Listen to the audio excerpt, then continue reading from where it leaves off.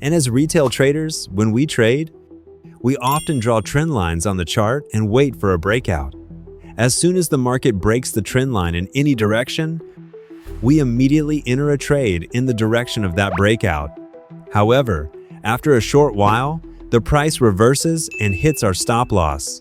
Now, in this situation, we have neither drawn the trend line incorrectly nor entered the trade at the wrong place. Then why do we still end up taking losses so often?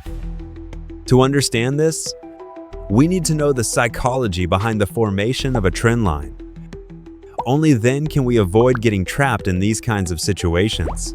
Therefore, in today's video, we will try to understand how to correctly draw trend lines on a chart and what psychology lies behind them. We will also look at some important tips.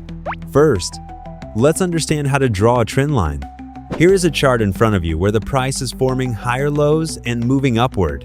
This means that the market is in an uptrend. To see this more clearly, when we connect all these lows with a line, we can see a line moving upward. This indicates that the market is in an uptrend. However, many traders are confused about whether they should draw a trend line by connecting the candle bodies or by connecting the candle wicks. Look, in any market condition, while drawing a trend line, your goal should be to make the line touch as many points as possible. For example, if we ignore the candle bodies and try to connect only the candle wicks, then the trend line here touches only 2 points. But if we draw the trend line using the candle bodies, then it connects 3 points.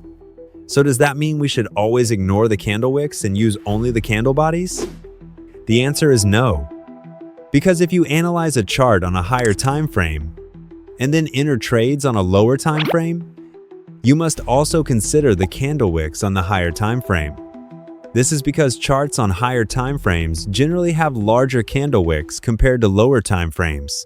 For example, on this 5-minute chart, we have drawn a trend line by connecting only the candle bodies while ignoring the candle wicks. Now, if we look at the same chart on a smaller time frame such as 3 minutes, we can see that the price has broken our trend line upward twice. This can appear to be a breakout, and seeing this, many traders enter trades at the wrong place and incur losses. Therefore, if you analyze the chart on a higher time frame and enter trades on a lower time frame, it is important to connect the candle wicks. However, if you analyze the chart and enter trades on the same lower time frame, then you can draw the trend line by connecting only the candle bodies and take trade entries accordingly. The same principle can also be applied in a downtrend. Now that we have learned how to draw a trend line, let's understand why traders get trapped in trendline breakouts and how to avoid it. This is the XAU-USD chart. Here, after breaking its previous swing high, the price, instead of moving further upward, starts moving downward and attempts to create support around the previous swing high. If we connect these points with a trend line, we can see that the market repeatedly uses this trend line as support and tries to move upward. However, after some time, the price breaks both the trend line and this support level downward with a large red candle. Seeing this, many retail traders enter short positions and make good profits as the price moves lower.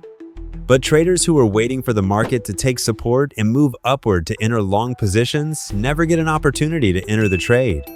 Then, after moving lower, when the price again tries to move upward, some traders once again take long positions.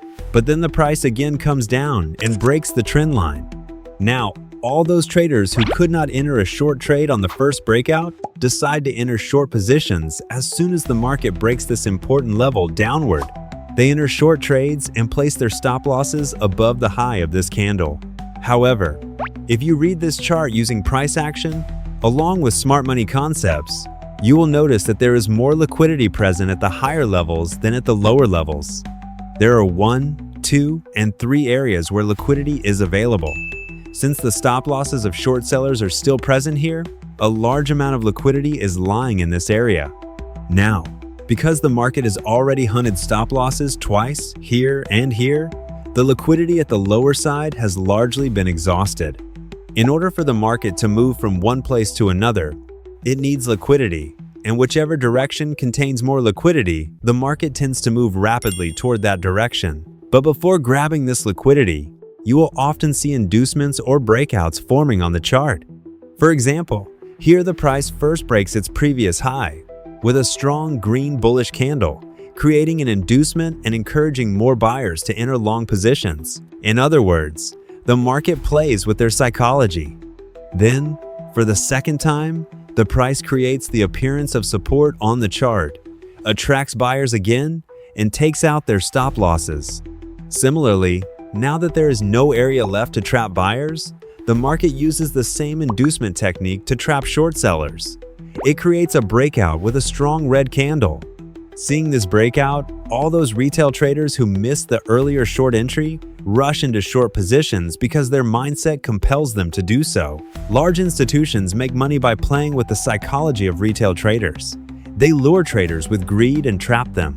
Now, as a large number of retail traders enter short positions here, the market moves slightly lower and then rises sharply upward, taking out all their stop losses and completely grabbing the liquidity present above. Therefore, whenever a trendline breakout occurs in the market, you should always check whether there is any liquidity available in that area for the market to move toward. Because many times the price traps traders through inducements, which are essentially fake breakouts, by tempting them with apparent opportunities. Also, if the price has traveled a long distance and directly breaks a trend line without any pause, then you should avoid taking a trade in the breakout direction. This is because many traders who entered positions earlier often book their profits around the trendline area. As a result, the market may not have enough strength left to continue moving in that direction and may reverse. However, if the price pauses near the trendline for some time, then breaks out and sustains above it, you can take a trade entry with a small stop loss. You can also use the RSI indicator for taking trade entries near a trend line. For example, in our previous example, the price was continuously falling, but the RSI was rising from below. This indicates that a bullish divergence had been created. Here, near the red candle, the price moved lower, but the RSI moved higher. Therefore, the probability of this breakout being fake is higher. By using RSI in this manner, you can avoid getting trapped in fake breakouts. If you would like to understand this topic in more detail in the next video, please let us know in the comments. And don't forget to subscribe to our channel. Thank you.